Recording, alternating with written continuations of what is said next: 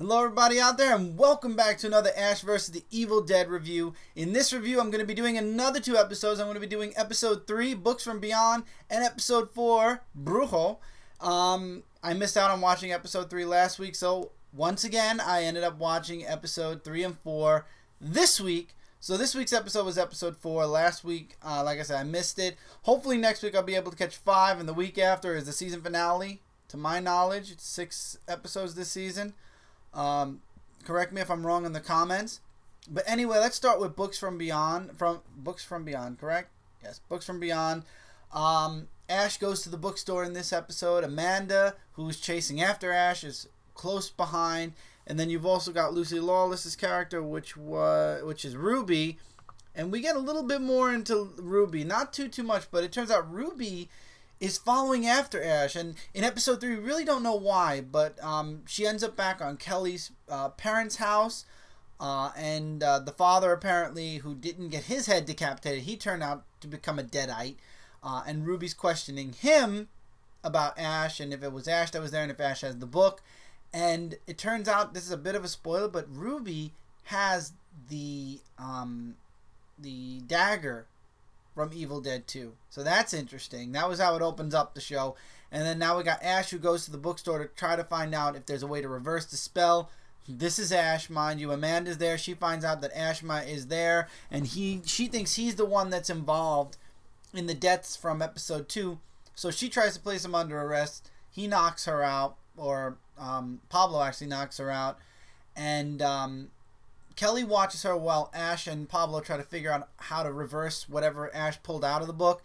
And it turns out they don't understand what it means to close off evil again. So Ash comes up with a brilliant idea. Hey, let's summon the weakest demon we can from the book.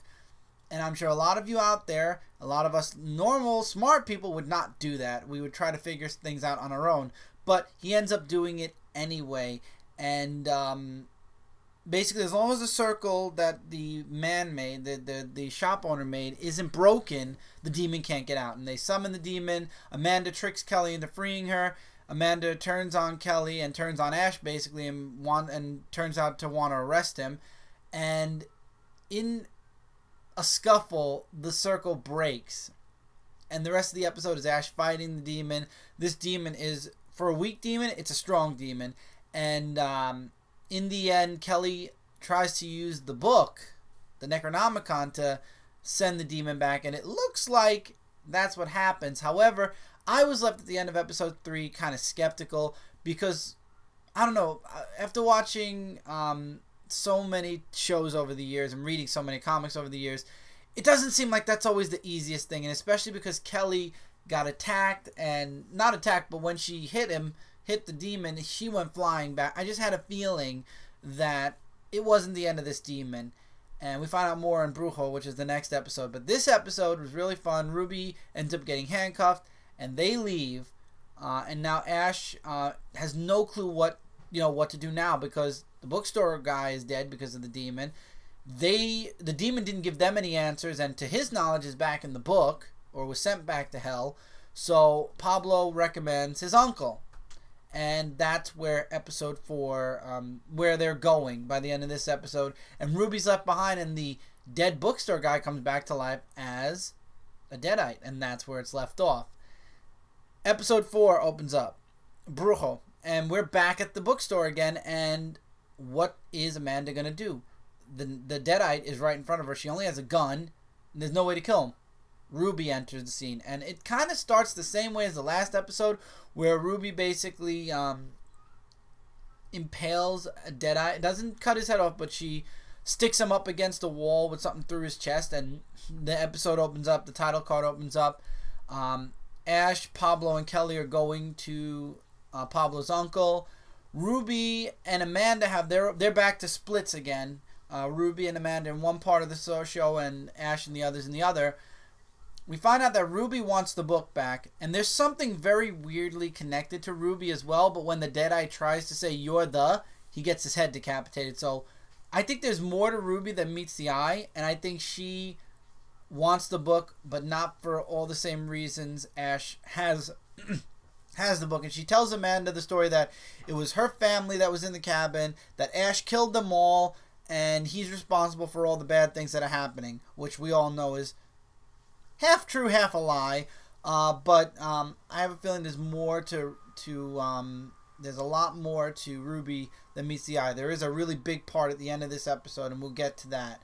But Ash, Kelly, and Pablo are on their way to the uncle. Kelly is starting to have headaches, and we start to see that there's something wrong with Kelly, and this all connects to the demon. I called it. I had a feeling, and I'm kind of glad I watched these 2 episodes back to back, because really, I guess from last episode, from episode 3 on, it really is all one connecting show, because this show ends actually where the next one picks up.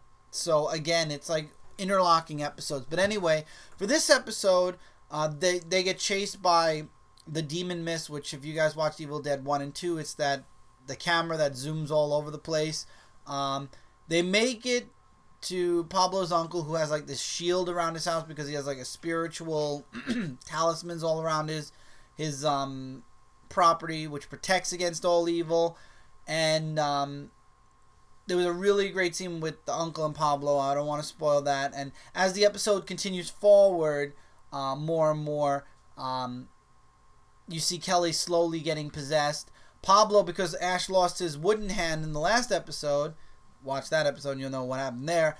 Pablo's trying to make him a robotic hand, kind of like what Ash did in Army of Darkness, because apparently that's a separate entity. It was by a different company, and that's why he's not allowed. They're not allowed to really reference Army of Darkness, so they're gonna do it. They're gonna try to make him his own hand. I guess in this season. Ash goes into himself, a journey inside of himself to kind of figure out what, he's still got the light of the, Jefe, but it's dimming and he's gotten older, so the uncle's trying to help build him up again and show him his path, where he needs to go next. And while this is happening, like I said, Kelly gets possessed. Ash goes into his own mind to try to find his true path, and things kind of go awry because now Kelly, possessed by the demon, tries to attack Ash while he's stuck in this dream state. And him inside of his own mind was really cool. I would definitely recommend watching this episode. It was really great. If you're an Army of Dark or Evil Dead fan, you're going to love this. But he gets attacked by the demon, but he's in his own mind, so he could fight back. However, fighting back in the dream world has his physical form fighting Kelly back in the real world. And when Pablo and the uncle walk in and see that he's choking Kelly, they knock him out. So what's going to happen next? And the show closes out with, it turns out Ruby, and this is the biggest thing, and it's been all over Twitter since it was shown on the episode, so it's really not a spoiler because anybody who's following Ash vs. Evil Dead by now has seen this image. It turns out, spoiler here, if you don't want to know, wait to hear this part, but Ruby has Ash's hand, the hand that he chopped off. And ever since Ash read from the book and the evils come out again, the hand is starting to move. So they're using the hand to track Ash down. This series is awesome. As the series moves forward, it gets better and better. Honestly, though, watching episodes back to back was a lot. I don't want to say it was better for me, but I feel like I got a lot more watching 2 episodes, but I don't want to miss out on next week and then do a full 2 for the last week, because I believe whether it's the season finale or the mid-season finale, episode 6 is where they're stopping for now, to my knowledge. If I'm wrong, somebody let me know in the comments. I know it was approved for a second season, so we are going to probably get a cliffhanger for season 1. So that's always cool. But I'm loving this series. If you're a fan of Evil Dead, if you're a fan of Bruce Campbell, Sam Raimi's work on this series, you are going to love Ash vs. Evil Dead. It's a half-hour-a-week show, and it's filled with action. It's got really great stuff, and if you're a fan of Ash's character, you're going to love it. Bruce Campbell, in my opinion, regardless what the series says, in my opinion, Bruce Campbell hasn't missed a step in 30 years. It feels like watching Evil Dead now, and I like it in a way because if you and they showed scenes from Evil Dead 2 in this episode 4. You see him then and you see him now, and you really can appreciate it because as the character in the series aged, which obviously they had to do it because in reality Bruce Campbell aged, but I like how they actually use that to their advantage. You know, Bruce Campbell, it's years later, almost 30 years later, if not 30 years later. So they age the character 30 years later, and it's like it's been 30 years, and Ash has traveled to several value. We find out in this episode also that Ash has traveled around the United States. He hasn't been in the same value store that he originally was in. He's been traveling around the United States to, I don't know if he was avoiding evil or if it was just he's been traveling the U.S. So he's been all over the place going to Value Smart. So that's really interesting also. I wonder why he was moving. Probably because evil found him every time in every state. But series is really good. I'm really excited to see where Ruby's character goes. I'm really excited to see what they're going to do with Kelly. I'm excited to see where Ash is going to go. And I'm excited to see if by the end of this season Ruby might get the possession of the Necronomicon, and if she does, what her purpose, her true purpose with that book is, and what are they going to do with this demon now. So I'm loving this series. If you're a fan, like I said, you're going to love it. If not, I would recommend trying it. I mean, you could go check out Evil Dead 1 and 2, the DVDs out, and they even have a quad with the 2 Evil Deads, Army of Darkness, and the remake. Obviously, the remake has nothing to do with the TV series, but this series is great. I love it. I definitely would recommend it. Anybody who's a horror fan, a horror comedy fan, or a Bruce Campbell fan, or an Evil Dead fan, you will enjoy this. I will say this, though. They do waste gallons and gallons of fake blood in almost every episode. So if you are not a fan of gore, even though it's on the comedic, but not really comedic because there are literally serious moments in the series, you might not want to watch this.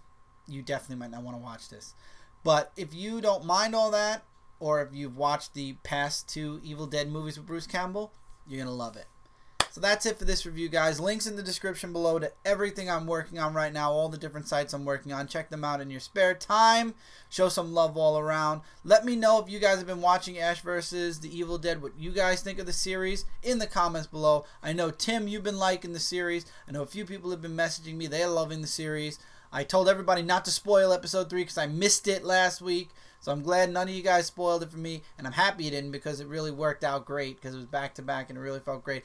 My one hope for Season 2 is if Season 1 is doing really well, they expand the show to either 45 minutes to an hour because this show definitely needs more time. A half hour is, in my opinion, not enough. I'd like more, but obviously if they can only do a half hour, it's still better than nothing.